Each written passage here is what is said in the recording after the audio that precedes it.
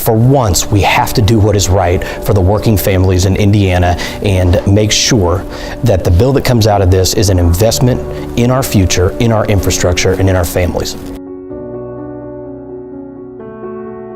The problem with roads in Indiana is that for about 2 decades, they've been largely neglected.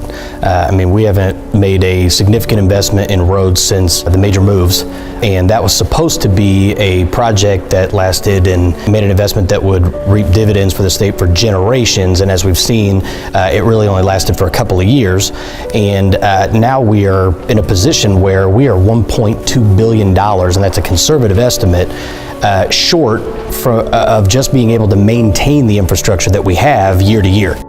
Last session, we had a very simple, very common sense plan. The sales tax that is collected at the pump, that Hoosiers fill up every day, and there's a sales tax collected there.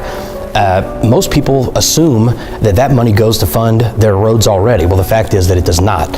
And so House Democrats had a plan to redirect that money in its entirety to our infrastructure. It is very reasonable, and it also is in keeping with the spirit of why that tax was implemented in the first place. We plan on presenting that again this year.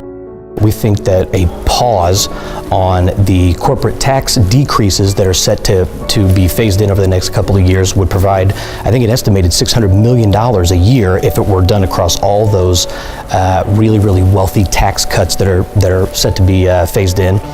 And then, when we've done that hard work, maybe we can talk about looking to revenue raisers. But I think before that hard work is done and we look in the budget and existing revenues, I think it's far too early to go to Hoosiers and say we need to raise your taxes while we sit on $2 billion of their money.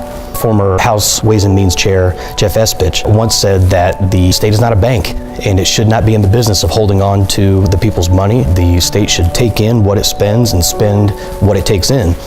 And so we have $2 billion of Hoosiers money that is already collected. We should not go to them and ask them to put more in before we've at least tried to work within the existing revenues.